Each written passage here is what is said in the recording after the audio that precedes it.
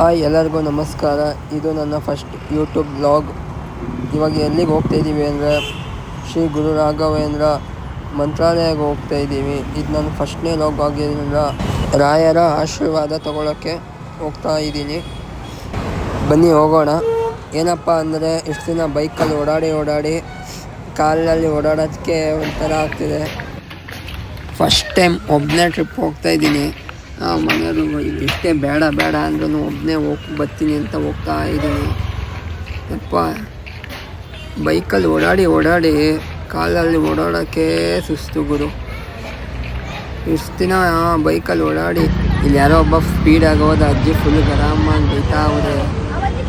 ಈ ಟ್ರಾಫಿಕ್ಕಲ್ಲಿ ರೋಡ್ ದಾಟೋದೇ ಒಂಥರ ಹಿಂಸೆ ಗುರು. ಯಾಕಾದ್ರೂ ಇಷ್ಟೊಂದು ವಾಹನಗಳವೋ, ರೋಡ್ ದಾಟೋ ಹೊತ್ತಿಗೆ ಸಾಕಾಗ್ಬಿಡುತ್ತೆ. ಅಂತೂ ರೋಡ್ ದಾಟಿ ಬಂದು ಬಸ್ಸಿಗೆ ವೆಯ್ಟ್ ಮಾಡ್ತಾ ಇದ್ದೀನಿ. ಬಸ್ ಇನ್ನೂ ಬಂದಿಲ್ಲ. ಇನ್ನೊಂದು ಬರ್ತೈತೆ. ಬಸ್ ಅಂತೂ ಬಂತು. ಬಸ್ ಬಂದಿದ್ದ ತಕ್ಷಣ ಪಟ ಅಂತ ಹತ್ಕೊಂಡು ಒಳಗಡೆ ಕುಂತ್ಕೊಂಡೆ.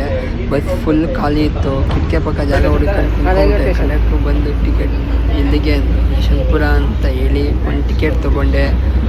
ಟಿಕೆಟ್ ತರ್ತಾ ಹಂಗೆ ಆ ಕಡೆ ಈ ಕಡೆ ಕಣ್ಣಾಡಿಸ್ತಾ ಕೂತಿದ್ದೆ. ಟಿಕೆಟ್ ಹಂಗೂ ಕೊಟ್ಟರು. ಇಲ್ಲಿಂದ ಜರ್ನಿ ಸ್ಟಾರ್ಟ್ ಅಂದ್ಕೊಂಡು ಕಿಟಕಿ ಪಕ್ಕ ವ್ಯೂಸ್ ನೋಡಿಕೊಂಡು ಕುಂತ್ಕೊಂಡೆ. ಗೈಸ್, ಏನಂದರೆ ನಮ್ಮ ಬೆಂಗಳೂರಲ್ಲಿ ಎಲ್ಲಿ ಟ್ರಾಫಿಕ್ ಇರುತ್ತೋ ಗೊತ್ತಿಲ್ಲ. ನಮ್ಮ ಗೊರಗುಂಟೆ ಪಡೆಯೋದ್ರಲ್ಲಿ ಮಾತ್ರ ಎನಿ ಟೈಮ್ ಟ್ರಾಫಿಕ್ ಗುರು. ಯಾವನಾದ್ರೂ ಸಾಯೋ ಪರಿಸ್ಥಿತಿ ಇದ್ದವನು ಮಾತ್ರ ಸತ್ತೇ ಹೋಗ್ಬೇಕು ಅವನು. ಈ ಟ್ರಾಫಿಕ್ ನೋಡಿ. ಯಪ್ಪ, ಅಂತೂ ಇಂತೂ ಮೆಟ್ರೋ ಸ್ಟೇಷನಿಗೆ ಬಂದು ಯಶವಂತಪುರ ಮೆಟ್ರೋ ಸ್ಟೇಷನ್ಗೆ ಇಲ್ಲಿರೋ ಗಾಡಿ ನೋಡಿ ಒಂದು ರೌಂಡ್ ಸುಸ್ತಾಗೋದೆ. ಹಂಗೆ ಹಿಂಗೆ ಮಾಡಿ ಸ್ಟೇಷನ್ ಒಳಗಡೆ ಹೋಗೋಣ ಅಂತ ಹೋಗ್ತಾ ಇದ್ದೀನಿ. ತುಂಬ ರಶ್ಶಲ್ಲೂ ಟಿಕೆಟ್ ಸಿಕ್ತು. ಟಿಕೆಟ್ ನೋಡ್ಕೊಂಡು ಖುಷಿಯಿಂದ ಹೊಂಟೆ. ನಾವು ಬೋಗಿ ಹತ್ರ ಐತೆ ಅಂತೂ ಇಂತೂ ಬೋಗಿ ಒಳಗಡೆ ಬಂದೆ ಗುರು. ಬಂದರೆ ನೋಡ್ರೆ ಜನ ಗುರು. ನೋಡಿ ಒಂದು ರೌಂಡ್ ಸುಸ್ತಾಗೋದೆ. ಆಮೇಲೆ ಒಂದು ಆಂಟಿ ಸೀಟ್ ಬಿಟ್ಕೊಟ್ರು. ಮೇಲ್ಗಡೆ ಹೋಗಿ ಕುಂತ್ಕೊಂಡೆ ಗುರು. ಕುಂತ್ಕೊಂಡ್ರೆ ಸೆಕೆ, ಫ್ಯಾನ್ ಬೇರೆ ಓಡ್ತಾ ಇಲ್ಲ. ಯಪ್ಪ, ಎಲ್ಲರೂ ಫುಲ್ ಬ್ಯುಸಿ ಆಗಿಬಿಟ್ಟವ್ರೆ ಫೋನಲ್ಲಿ ಮಲ್ಕೊಂಡು, ಅವ್ರವ್ರ ಜೊತೆ ಮಾತಾಡಿಕೊಂಡು. ಇಲ್ಲಿ ನೋಡಿದ್ರೆ ಅಂಕಲ್ ನಾನೇ ಭೀಮಾ ಅಂತ ಬೋಗಿ ಮೇಲೆಲ್ಲ ಹತ್ಕೊಂಡು ಹೋಯ್ತಾ ಹೋದೆ. ಅಲ್ಲ, ನೋಡಿದ್ರೆ ಆಂಟಿ ಫುಲ್ ಗರಮಾಗಿ ಫುಲ್ ಉಗಿತಾವ್ರೆ. ನೀವೇನು ಒಂದ್ಸರಿ ನೋಡಿ. ಕೇಳಿದ್ರೆ ಏನು ಅಂಕಲ್ ಹಿಂಗೆ ಹತ್ಬಿಟ್ರಿ ಅಂದರೆ ಕಾಲು ನೋವು ಮಗ, ಏನು ಮಾಡೋಕ್ಕಾಗುತ್ತೆ ಅಂತಾರೆ.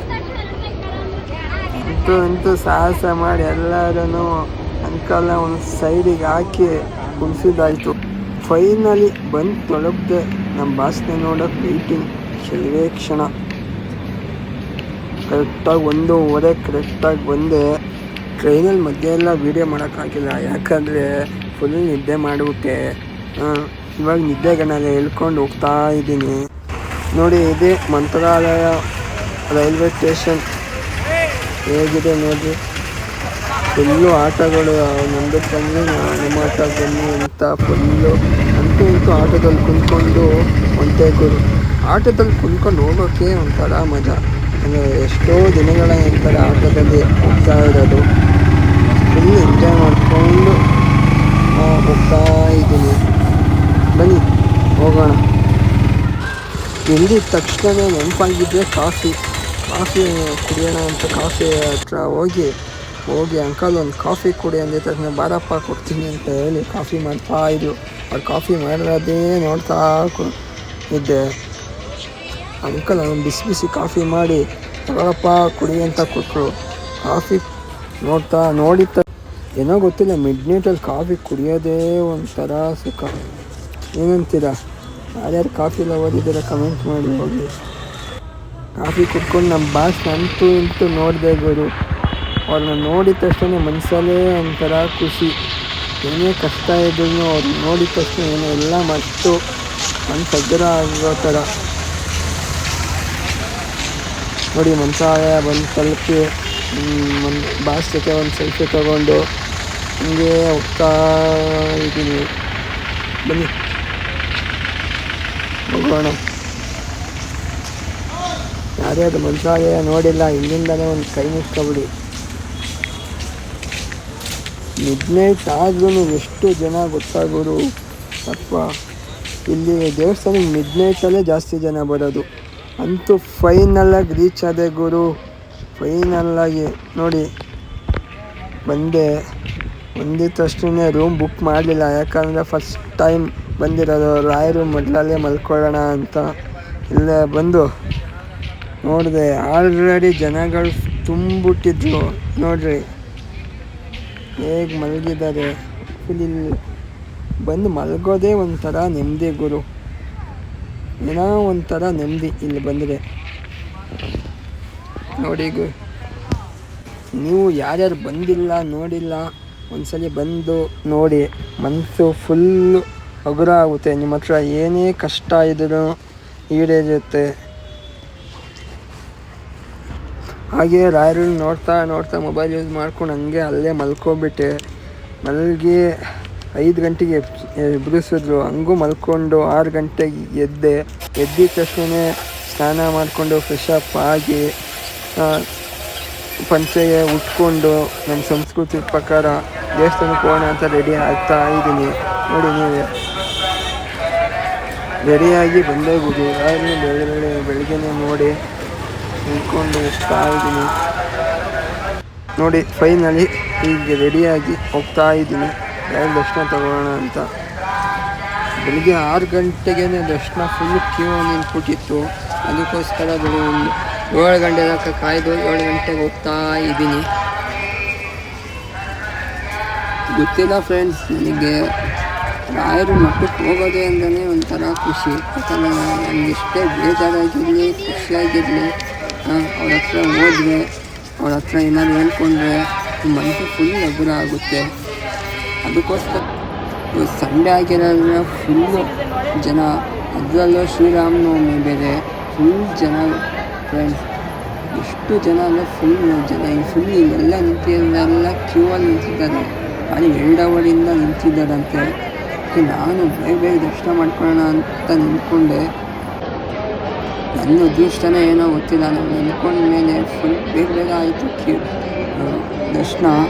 ಎಲ್ಲರೂ ಬೇಗ ಕ್ಯೂವಲ್ಲಿ ಹೋಗ್ತಾ ಹೋದೆ. ನೋಡಿ ಇಂತೂ ಒಳಗಡೆ ಬಂದೇ ಬಿಟ್ಟು ಒಳಗಡೆಯಿಂದ ಫುಲ್ ರಶ್ಶು ಅಪ್ಪ ಅನಿಸ್ಬಿಡ್ತು. ಆದರೂ ಏನೋ ಒಂಥರ ಖುಷಿ. ಬೇಗನೆ ಮುಂದೆ ಹೋಗ್ತಾ ಇದೆ ರಶ್ಶು.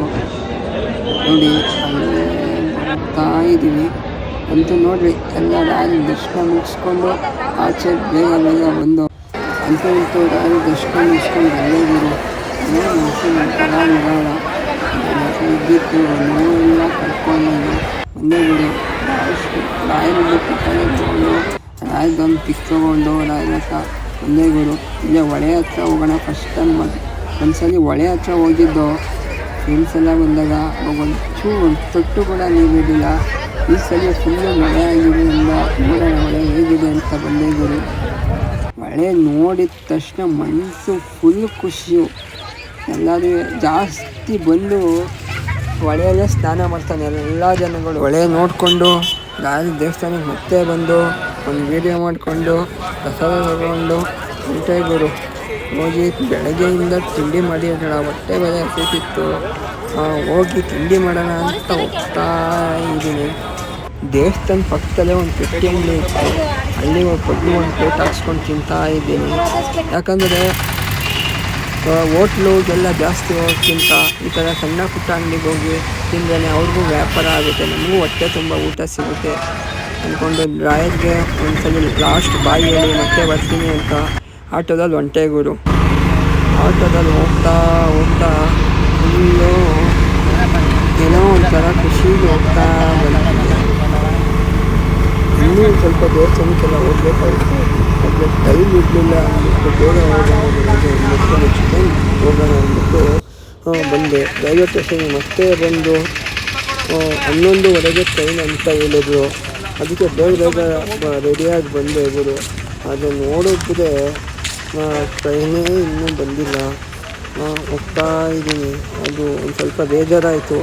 ಅದು ಹೋಗ್ತಾ ಇದ್ದೀನಿ. ಟ್ರೈನು ಟಿಕೆಟ್ ಇಸ್ಕೊಳ್ಳೋಣ ಅಂತ ಹೋದೆ. ನೋಡೋದು ಟಿಕೆಟ್ ಎಲ್ಲ ಇಸ್ಕೊಂಡು ನೋಡೋದು ಟ್ರೈನೇ ಬಂದಿಲ್ಲ. ಟ್ರೈನ್ ಕೇಳಿದ್ರೆ 1 ಗಂಟೆ ಅಂತ ಹೇಳಿದ್ರು. ಅಂತೂ ಇಂತೂ ಟ್ರೈನ್ ಬಂತು ಗೋರು 1 ಗಂಟೆಗೆ. ಒಂದು ಸೀಟ್ ಪಟ ಅಂತ ಹತ್ಕೊಂಡು ಕುಂತ್ಕೊಂಡೆ. ಎಲ್ಲ ಒಂದು ಮೊದಲು ಸೀಟ್ ಸಿಕ್ತು. ಆದರೂ ಮಾತ್ರ ಜರ್ನಿ ಒಬ್ಬೊಬ್ಬರೇ ಹೋಗೋದಂತೂ ತುಂಬ ಖುಷಿ. ಅದು ಸೆಕೆಗುರು ನೋಡ್ರಿ, ಇಲ್ಲಿ ಎಲ್ಲರೂ ಅವ್ರ ಮೊಬೈಲ್ ನೋಡ್ಕೊಂಡು ಬ್ಯುಸಿ ಆಗಿಬಿಟ್ಟಿದ್ದಾರೆ. ಅದು ಎಲ್ಲರೂ ಜೀವನನೇ ಸಾಕಾಗೋಗಿದೆ ಅನ್ನೋ ಥರ ಕೂತ್ಕೊಂಡಿದ್ದಾರೆ. ಅದು ಒಬ್ಬೊಬ್ಬರೇ ಟ್ರಾವೆಲ್ ಮಾಡೋದಂದ್ರೆ ತುಂಬ ಖುಷಿ ಆಗುತ್ತೆ. ನೇಚರ್ ನೋಡಿಕೊಂಡು ಸಾಂಗ್ ಕೇಳಿಕೊಂಡು ಹೋಗ್ತಾ ಇದ್ರೆ ಸಿಗೋ ಖುಷಿನೇ ಬೇರೆ. ಏನಂತೀರ? ನೋಡಿದ್ರೆ ಏನಾಯಿತು ಅಂದರೆ ವೈದ್ಯಲ್ಲೇ ನಿಂತ್ಕೊಂಡ್ಬಿಟ್ಟಪ್ಪ. ಸಿಗ್ನಲ್ ಬಿತ್ತು ಅಂತ ಕಾಯಿಸಿದ್ರು 1 ಅವರ್ ಕಾಯಿಸಿರ್ಬೋದು. 1 ಅವರ್ ಟ್ರೈನ್ ಕುಂತು ಸಾಕಾಗೋಯ್ತು. ಹೋಯ್ತು ಮೇಲಿದೆ ಕೆಳಗಡೆ ಕುಂತು ಸಾಕಾಯ್ತು ಅಂದ್ಬಿಟ್ಟು ಮೇಲ್ಗಡೆ ನಿಂತ್ಕೊಂಡು ಈ ಸೆಕೆಗೂ ಈ ಬಿಸಿಲಿಗೂ ಟ್ರೈನಲ್ಲಿ ಹೋಗ್ತಿರೋದಕ್ಕೂ ಸಾಕಾಗೋಯ್ತು. ಅಂತೂ ಫುಲ್ ಬೋರ್ ಆಗ್ತಿತ್ತು ಅಂತ ಕುಂತಿದ್ದೆ. ಪಕ್ಕದಲ್ಲಿ ಒಂದು ಪಾಪು ತೋರಿಸ್ತೀನಿ. ಅಂಕಲ್ ಫುಲ್ ಬಾಟ್ಲೆ ಕೊಡ್ತಾ ಇತ್ತು. ಅಂಕಲ್ ಬಾಟ್ಲಿ ಎತ್ತೆತ್ತು ಕೊಡೋದಕ್ಕೆ ಪಾಪು ಟಬುಕ್ ಅಂತ ಬಿಸಾಕೋತೀವಿ ನೋಡಿ. ಅಂಕಲ್ ಫುಲ್ಲು ನಗಾಡ್ಕೊಂಡು ನಿಂತವ್ರೆ. ಪಾಪ ಸುಸ್ತಾಗೋಯ್ತು ಅಂಕಲಿಗೆ ಒಂಥರ. ನೋಡ್ತಾನೆ ನಮ್ಮ ಬೆಂಗಳೂರು ಬಂದ್ಬಿಡ್ತು ಗುರು. ಬೆಂಗಳೂರು ಮೆಜೆಸ್ಟಿಕ್ಕಿಗೆ ಬಂದು ಖುಷಿ ಆದರೆ ಟೈಮ್ ಬೇರೆ ಆಗ್ಬಿಟ್ಟಿತ್ತು. ಇದೇ ನೋಡ್ರಪ್ಪ ಕೆಂಪೇಗೌಡ ರೈಲ್ವೆ ಸ್ಟೇಷನ್ ಬಂದು ಸುಸ್ತಾಗ್ಬಿಟ್ಟಿತ್ತು. ಕುಂಡೆಲ್ಲ ನಿಂತಿತ್ತು. ಬಂದೇ ಬಿಡು ಇಂತು ಅಂದ್ಕೊಂಡು ಹೋಗ್ತಾ ಇದ್ದೀನಿ. ನೋಡಿ ಬಸ್ಸಿಗೆ ಕಾಯ್ತಾ ಇದ್ದೀನಿ. ಬಸ್ ಬಂದಿಲ್ಲ. ಬಸ್ ಬಂದಿದ್ದ ತಕ್ಷಣ ಹತ್ತೋಣ ಅಂತ ಕುಂತ್ಕೊಂಡೆ. ಅಂತೂ ಬಸ್ ಬಂತು. ಬಸ್ ಒಳಗಡೆ ಹತ್ಕೊಂಡು ಕಿಕ್ಕೆ ಪಕ್ಕ ಕುಂತ್ಕೊಂಡೆ. ಬಸ್ ಹೋಗ್ತಿದ್ರೆ ತಣ್ಣಗೆ ಬೀಸ್ತಿತ್ತು ಗಾಳಿ. ಇಲ್ಲಿ ಖುಷಿ ಆಯ್ತಿತ್ತು. ಅಂಕಲ್ನ ನೋಡಿ, ಅಂಕಲ್ ಫುಲ್ಲು ಬ್ಯುಸಿ ಆಗ್ಬಿಟ್ಟು ಟಿಕೆಟ್ ಅಂದ್ಕೊಂಡೆ. ಅಂಕಲ್ ಬದಲೇ ಇಲ್ಲ. ಮೇಲೆ ಒಂದು ರೌಂಡು ಟಿಕೆಟ್ ತಗೊಂಡು ನೈಟ್ಗೆ ಅಲ್ವಾ ಟ್ರಾಫಿಕ್ಕು ಗುರು ಯಾಕಾದ್ರು ಯಪ್ಪ. ಆಮೇಲೆ ನಮ್ಮ ಏರಿಯಾಗೆ ಬಂದರೆ ನಮ್ಮ ಏರಿಯಾದಲ್ಲೇನೋ ಹಬ್ಬ ಶ್ರೀರಾಮನವಮಿ ಇರೋದ್ರಿಂದ ಫುಲ್ಲು ಟಮಟೆ ಎಲ್ಲ ಕಡಿಸಿ ಜಾತ್ರೆ ಮಾಡ್ತಿದ್ರು. ಜಾತ್ರೆ ಥರ. ಆಮೇಲೆ ಅಣ್ಣಮ್ಮ ಬೇರೆ ಹೋಗ್ತಿತ್ತು. ಯಾರೋ ದೇವ್ರು ಕಟ್ಸಿದ್ರು. ಅಣ್ಣಮ್ಮ ಒಂದು ಕೈ ಮುಕ್ಕೊಂಡು ಹಿಂಗೆ ಬಸ್ ಇಳ್ಕೊಂಡು ಹೋಗ್ತಾ ಇದ್ದೆ.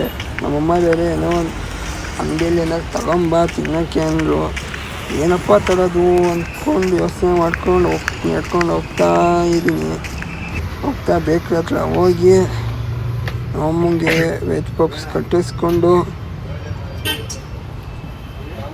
ನೋಡಿದ್ರೆ ವೆಜ್ ಪಪ್ಸ್ ಒಂದೇ ಒಂದಿತ್ತು. ಅಂಕಲ್ ಇನ್ನೊಂದಿದ್ದರೆ ಕೊಡಿ ಅಂತ ಅಂದೆ. ಹೇಳಿ ಪಪ್ಸ್ ಕಟ್ಟಿಸ್ಕೊತಿದ್ದೆ. ಬೇಕಿಲ್ಲಿ ಇರೋ ತಿಂಡಿ ನೋಡಿದ್ರೆ ತಿನ್ನೋಣ ಅಂತ ಒಂದು ಮನಸ್ಸು, ಮನೆಗೆ ಹೋಗಿ ಊಟ ಮಾಡೋಣ ಅನ್ನೋ ಇನ್ನೊಂದು ಮನಸ್ಸು. ಎತ್ಕೊಂಡು ಹೊಂಟೆಗೋರು. ನಮ್ಮ ಏರಿಯಾದಲ್ಲಿ ಇನ್ನೊಂದು ಏನಂದರೆ ನಾಯಿ ಕಾಟ ಜಾಸ್ತಿ ನಮ್ಮದು. ಅದರಲ್ಲೂ ನಮ್ಮ ರೋಡಲ್ಲಂತೂ ಹೆವಿ ನಾಯಿ ಕಾಟ.